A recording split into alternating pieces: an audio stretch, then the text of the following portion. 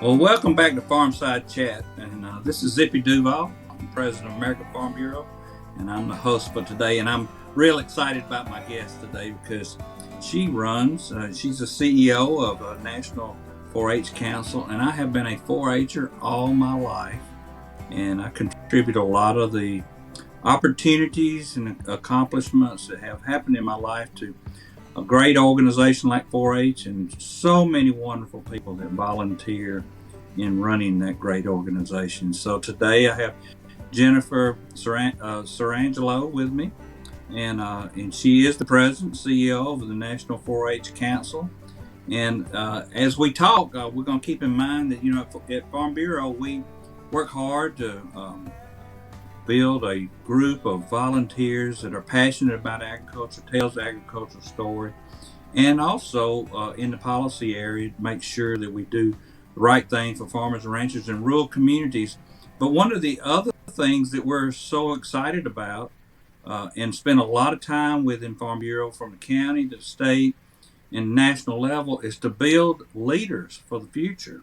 And a lot of those leaders, we continue to build on that foundation that 4-H has given them and other youth organizations across the country.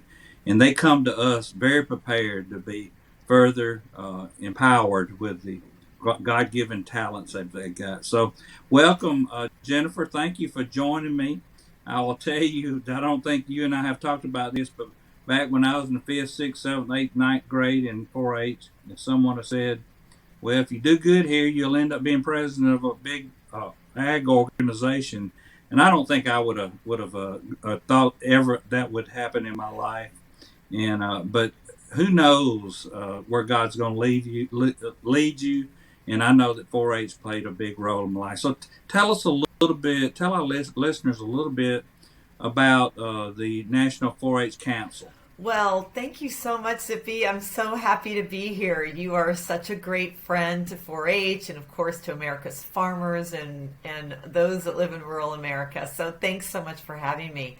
Well, for anyone who doesn't know what 4-H is, we are America's largest youth development organization, and we were created back in 1902. And today we serve over 6 million young people in every county in America. And we really work to ensure that all young people in America have the opportunity to build the skills and experience like you did that help them succeed in work and in life. And so we have a lot of exciting programs in agriculture, things that really interest Gen Z. That's who we serve, from STEM to healthy living, civic engagement. And then, of course, it has to be fun. So we have great livestock programs. You get to see our kids at the fair, to public speaking and fashion, photography, computer science, robotics, all kinds of fun things that help young people build their skills. Boy, that's quite a change in the subject matter that we were giving demonstrations on and everything back in my day when I was at 4-H. I have to tell this story, Jennifer. I had this great friend of mine who actually still lives here. He and I grew up together, and we went to 4-H DPA together. And I was doing my demonstration on cattle identification because I grew up on a cattle farm and dairy farm. And he was doing his on safety. And right before he went to go in to do his demonstration, he was thirsty, so he put his money in the Coke machine and the Coke didn't fall down, so he stuck his arm up in it and got his arm hung in there. And right before he gave his safety demonstration. So even today, 60 years later, I still kid him about it when I see him in town. So it's really interesting. But, from safety to robotics and the things that you're talking about, boy, has it evolved into subject matter that helps our kids continue to move in the future and do something positive in their communities. I know that COVID's been a challenge for all of us. And the big challenge has been being able to keep people engaged. So could you tell us some of the programs that 4-H has created to try to keep our youth involved and engaged in this leadership program and the programs to expand on their career search? Sure. Well, you're right. There's no sugarcoating this, Zippy. but COVID-19 has been very bad for kids, and it's still a challenge as we're trying to reopen schools, as you know. So I'm very proud of cooperative extension and 4-H. You know that 4-H is made possible by a partnership between the land-grant universities and their cooperative extension programs, and USDA and certainly National 4-H Council. So I'm so proud of everything that those 4-H county educators, you probably remember yours and the volunteers in your county, and they have really stepped up to ensure that our kids continue to get to do their 4-H programs. I got to go to a couple fairs this summer where they were a little different than normal, but kids were still getting to show their livestock, and our camps were going on. But we also started this exciting new program to really help kids stay connected to 4-H and each other during the pandemic. And it's called 4-H at Home. And we got great support from USDA and some special funding because of COVID. And we're really excited that we're going to take that. We hope that a lot of what we've learned through 4-H at Home during this time, that we can apply to helping young people, especially our teenagers, stay connected both in their in-person programs, all that they normally do in 4-H, but how might they even expand that through some online offerings and things they can do at different times, different places, with different people. So we're excited about the possibilities. 4-H at Home is up and going now. Families can use it, and I hope they will. They can go to 4-H.org to find 4-H at Home and all the activities and lessons and things they can do today with a small group, by themselves, or with their club. Well, it sounds like the 4-H at Home program is really an important program to help keep our children involved. But I also know that to do that, they got to have broadband. And we have, during this pandemic, we have realized the importance of broadband, but we've also realized the gap, the technological gap between the people that have it and the people that don't have it. You and our organizations have worked hard to make sure that we supply the children with the ability to be connected, even with the American Connection project that we've both been involved in. And I understand, too, you have another program called Tech Change Makers. So could you tell us about those and how important broadband is to those two programs? Sure. Well, I want to make sure I join you in sharing the importance of broadband. You're exactly right. We joined the American Connection Coalition with Land O'Lakes, and you all and us and a lot of other companies, Microsoft, Tractor Supply. And that's really important to us because we know we've done a number of pulse surveys. So we really listen to the kids in 4-H. So they're Gen Z kids, ages 6 to 20 or so. And we have been listening to them. We've done some surveys that have really told us how serious this problem is. So if you look at all the kids in America, about 1 in 10 of them do not have access to broadband. But when you look at teenagers in rural America, it's 1 in 6. So you're right. There is a divide, and it's really important, we know, for their future. They also have told us in our surveys that without access to broadband, over 50% of them are considering leaving, or 40% are considering leaving their communities. We know how important it is for them to stay, and for them to be able to stay, to supplement their income, to be able to do telehealth, all those other things. Go to school. Many of them are doing online college too, master's degrees, learning new skills, certificates. We need broadband in rural America, and you're right, it's no longer a luxury. So we're totally on board with American Connection, and I'm so proud of Cooperative Extension. Since we have those county offices in every county, we've also opened those up as Wi-Fi hotspots for families. So I think all of us together are trying to kind of bridge the gap until the broadband gets there, and looking forward to when we can see more of that become real for our kids. Now, you asked me about Tech Change Makers. And that is a really very, one of our exciting programs. We have a coalition of partners behind that includes Verizon, Land O'Lakes, Tractor Supply, and Microsoft. It was started by Microsoft, but it's really designed to do what 4-H was designed to do in the beginning.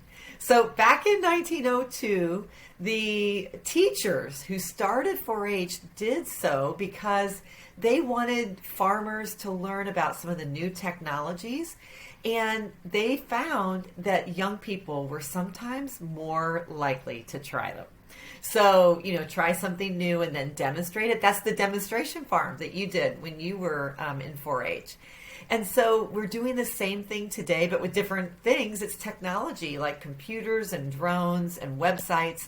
And so we're very excited that Tech Changemakers is helping us reach over 50,000 adults in rural communities where young people are sort of helping them navigate the new way of looking for jobs, of shopping for groceries, of doing business, selling your produce direct to consumers. Those are things our young people are teaching today. And as you know, they're digital natives. They know it inside and out, and they are making a big impact.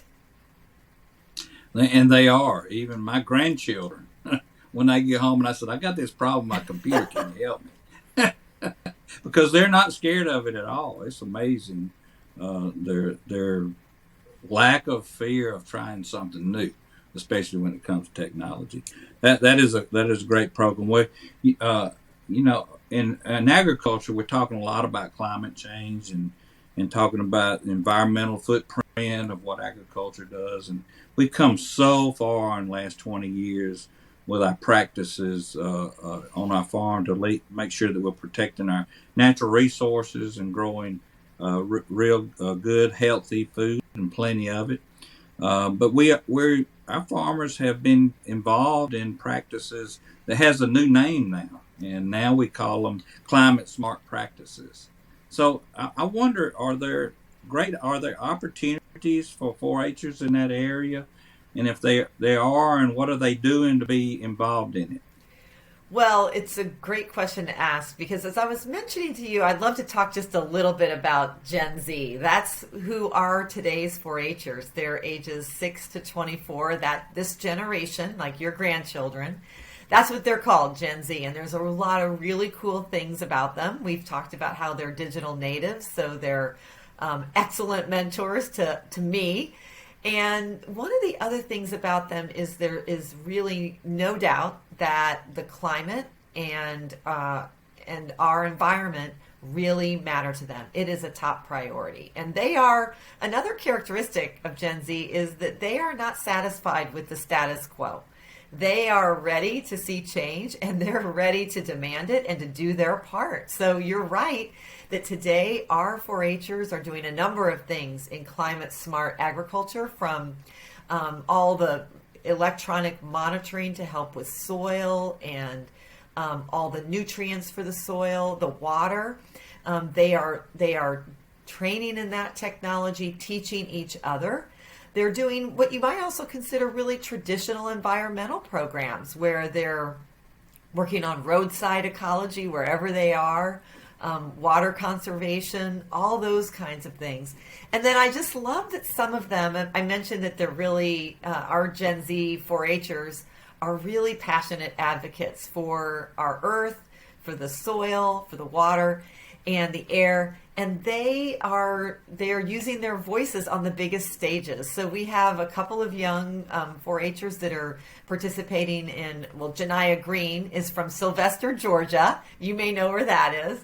And she is our 4-H ambassador to the UN Food Systems Summit. And she's been talking about local gardening and conservation there on the world stage. Addie Battelle is another 4-Her. She serves on our youth advisory committee. And Addie has been working with USFRA in their Honor the Harvest in the Decade of Ag. And she has been the youth ambassador, really talking about her studies in climate and how to apply them to agriculture. So there's all different levels, Zippy, where our 4-Hers are getting involved. That's so exciting. There's so many areas that they can be in agriculture without just actually be on the farm driving a tractor, and talking about the technologies and the high tech.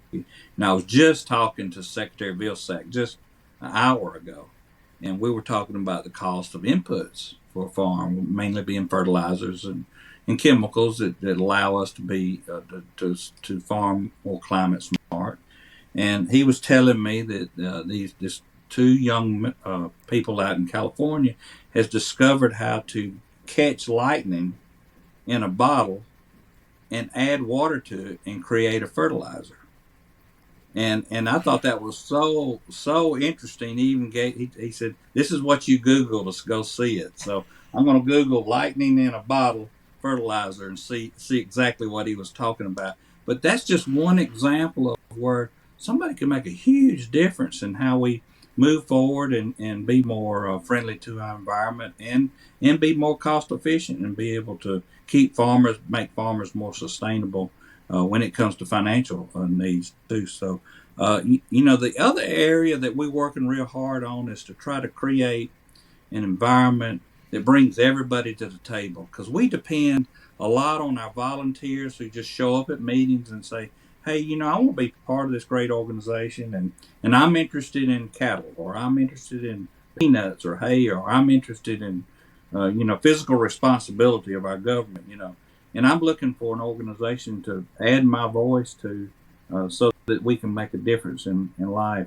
But not everyone responds to that call. So we're looking for ways to bring people not just to agriculture, but to our organization, and create an environment that is welcoming and bringing everybody, because they're the ones that set our policy, and it's important for large and small and all ethnic groups and all genders to show up at a table, help build our policy book. But we're also looking for the next generation of farmers who are actually going to be working on farms. And there's so many challenges there for a young person to get into agriculture and be out producing the food and fiber for this country. Challenges like having affordable land for them, or availability of land, financing, and being able to get the financing to do it. Mentorship. I try to be a mentor to a lot of young men and women around in my community that's interested in agriculture, and actually had the opportunity to help a couple of them get started, personally. And it's so rewarding. So in your opinion, how do we reach this new audience? How do we make them feel more welcome to our organization? And how do we make them want to be part of agriculture in the future? Well, I'm so glad you're so kind to ask the question. And Zippy, of course, your heart is so big for rural America and for the kids. I'm so glad you've asked the question. But my life's work has been for young people. And so I think the first thing I've had to do, and I would suggest that anyone that wants to think about this would do, is learn a little bit more about this generation. There's some really exciting things about them. And if you've looked at the census data, which I'm sure you have, the new 2020 census data, there are some important things in there that it tells us about this up and coming generation who are going to be the employers, the farmers, the consumers of the future. They already are. They are tastemakers. They're already influencing what their parents buy, what their grandparents buy. And there's some interesting things about them. One of the things we learned in the census is that there's more and more youth that are in urban areas. 4-H is always going to be in rural, and we're always going to serve the rural kids, but about half the kids we serve today, Zippy, are in urban and suburban areas. And I think that's really important for rural America, because 4-H is one of those organizations that actually reaches across urban and rural. And I meet kids every day. I was just spending time with one of our young alumni a couple weeks ago, and they find agriculture through 4-H. They may never have been in agriculture, may never have known about an ag school or what's taught there. And it's really exciting to see them do that. And I just feel we have a really important role to play in 4-H across that urban and rural understanding. Kids that meet each other at 4-H camp, at 4-H roundup, who may never have known someone from the city or from the rural areas. The other important thing I think that we're really focusing on in 4-H is the other reality that came out of the census, this recent, is that the current generation of youth is the most diverse culturally and ethnically in American history. It's the first time we haven't had a majority of one racial or ethnic group in young people in the United States. And so we have to, in 4-H, we have to be welcoming and open, just like you were saying about Farm Bureau, to everyone. And I'm really proud of 4-H. About 38% of the kids that we serve are non-white. That's a good, but it's not enough. There's more that need to learn about agriculture and where our food comes from, and to appreciate all that our farmers do, and to be part of the future workforce. So we are definitely focused on that. That's not just council, that is cooperative extension and USDA together, all of us. It's an exciting time because their fresh ideas, new perspectives are what we're going to need to catch lightning in a bottle or whatever the next thing is. Well, I think we both have a big challenge on our hand to make sure that we create that environment where all people want to come and be part of our organization. And I'm committed to making that happen, and hopefully we can be more successful in the future than we have in the past. We're definitely going to be more intentional, and our outreach is going to be more intentional. So look forward to what's going to happen in the future. Jennifer Sirangelo, who has been with us here with the National 4-H Council, great discussion. But I want to reflect back a little bit more. I remember my children wanting to play baseball, and they want to play all kinds of sports, and all that's important in our children's lives. But not every kid is built to do that. Not every kid accelerates in that area.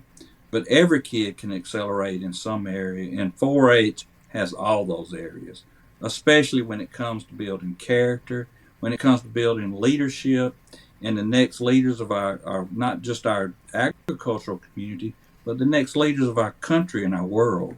And I just think it's important for mothers and dads, and you may not know this, Jennifer, but most of my listeners on this podcast come from the urban areas. And we need for them to know that their children can really be involved in a great organization that'll build their character and build their leadership abilities and going into the future. I remember so well the lady that was secretary of the Cooperative Extension, Miss Shirley. And Miss Shirley was so good to me. And she comes to all the Farm Bureau meetings here locally. And when I see her, she says, I just can't believe that you're doing what you're doing. And I'm so proud of you. Just the same thing she told me when I was in the 5th, 6th, and 7th grade. She was always so proud of me. But it's people like Miss Shirley that make a difference in people's lives. And I know with the broadband and the internet, there's going to be Miss Shirleys all over this country that's going to be touching young people and helping them find their God-given talent. Jennifer, thank you so much for joining me today to talk about one of the premier youth programs in our country. And if people out there listening don't know anything about 4-H, I hope they'll Google it and they'll become part of it, not only with their children, but be one of those volunteers that can make a difference in children's lives. Anything else you'd like to end up with, Jennifer? I just want to thank you, Zippy, and all your listeners and viewers, for those that have supported 4-H. I'm with you. I hope that if you don't know about 4-H, you'll go to 4-H.org and you can find your local 4-H club. You can put in your zip code and it'll send you right there to your cooperative extension office. And if you want to be a volunteer, you can do the same thing. So thank you so much, Zippy, for how much you care about our kids and the champion that you are for the future generations. You are a treasure. Thank you. Well, thank you, Jennifer. You're a treasure too, and that organization you run is touching people's children's lives all over this country. So thank you for what you do for them too. It's been great to be with you, Jennifer. It's great, always great to do the Farmside Chat and be able to introduce our listeners to all kinds of things across the country that are connected to agriculture. So thank you for joining us. And thank you for all that you do for your community and your friends and your neighbors and your family. God bless you. Thank you for joining us for this episode of Farmside Chat. Please be sure to subscribe so that you never miss an episode. And while you're at it, take a minute to rate and review the podcast. This helps us continue to bring you farm fresh content that everyone can enjoy. Until next time, thank you and God bless you.